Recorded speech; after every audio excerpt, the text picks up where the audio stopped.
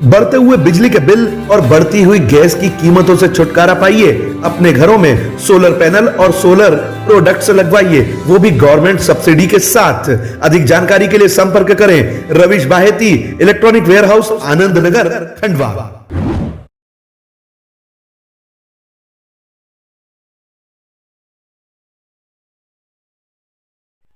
MP के खंडवा के मोघट थाना क्षेत्र के अंतर्गत आने वाली प्रणाम सिटी के रहने वाले मोहसिन खान को कल दो अज्ञात बदमाशों ने, जो पल्सर पर आए थे, गोली मारी।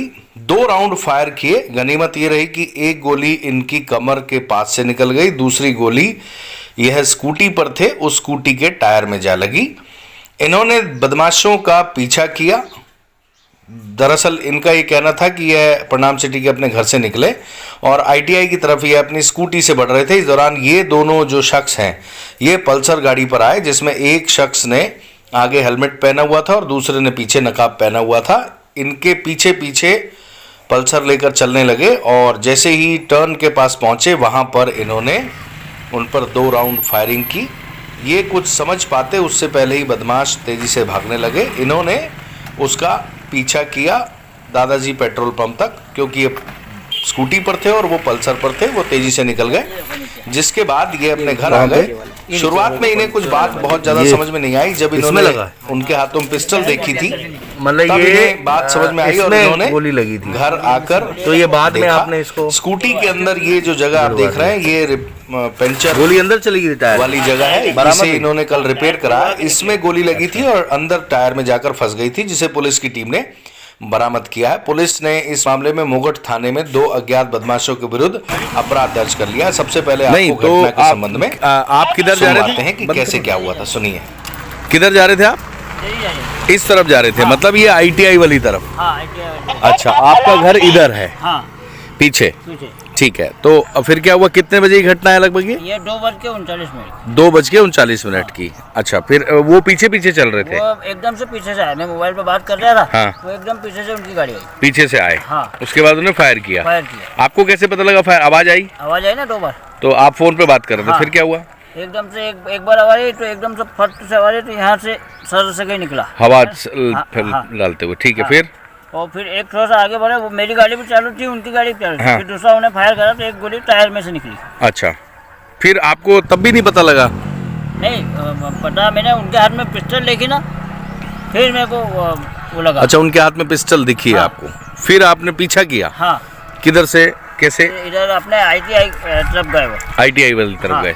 फिर आपने कहाँ तक पीछा किया? ये दादाजी पेट्रोल पंप तक। मतलब वहाँ से ही आईटीआई से घूमते हुए मुंदी तरफ बढ़ गए? हाँ। दादाजी पेट्रोल पंप के आगे वो निकल गए? हाँ, वो उनके पास पल्सर बाइक थी।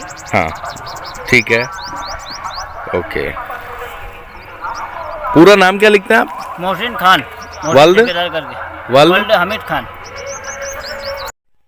इस घटना के संबंध में पुलिस के आला अधिकारी रात को मौके पर पहुंचे। उन्होंने घटना के संबंध में जांच की और रात को इनकी शिकायत पर अपराध दर्ज कर लिया। पुलिस इस मामले में बदमाशों की तलाश कर रही है। मोहसिन का कहना है कि वह अपने दैनिक दिनचर्या के हिसाब से अपने घर से निकले थे। लगभग 300 मीटर की दूरी पर गए थे और 2 बाइक सवार उनके पीछे आए। उन्होंने उनका पीछे चलते हुए 2 राउंड फायरिंग की। गनीमत ये रही कि ये बच गए। आपको बता दें, मोहसिन एक ठेकेदार हैं, छोटे मोटे ठेके लेते हैं। इनका ये कहना है कि प्रणाम सिटी के ज़्यादातर घर इन्होंने बनाए हैं। मूल रूप से ये सरावत के रहने वाले थे। 8-9 साल पहले यहाँ पर आए हैं। जैसे जैसे इनका काम बढ़ता चला गया, वो यहाँ पर आकर प्रणाम सिटी में सेटल हो गए। उनका आसपास के लोगों से अच्छा व्यवहार है, किसी से कोई दुश्मनी नहीं है। जर जोरू जमीन वाला कोई भी मामला नहीं है। इन्हें खुद और इनके परिवार को ये समझ में नहीं आ रहा कि आखिर इन पर किसी ने क्यों गोली चलाई होगी। इनका ये कहना है कि आज तक हमने किसी प्रकार का विवाद नहीं किया, परंतु आपको बता दें, पुलिस इस मामले में हर बिंदु पर जांच कर रही है। हर उस बिंदु पर जर जोरू जमीन सहित इनका पास्ट और जो हमेशा से खंडवा में होता है हिंदू मुस्लिम एंगल, उस पर भी खंडवा पुलिस जांच कर रही है। अब ये जांच के बाद ही पता लगेगा कि आखिर इन पर ही गोली क्यों चलाई गई और क्या कारण था, जबकि इनका ये कहना है कि इनका ना किसी से विवाद है, ना ही कोई जमीन का मामला है, ना ही कोई महिला का मामला है और ना ही किसी अन्य प्रकार का कोई किसी से झगड़ा है, रंजिश है। इन पर गोली चलाने से आसपास के क्षेत्र में दहशत जरूर फैली हुई।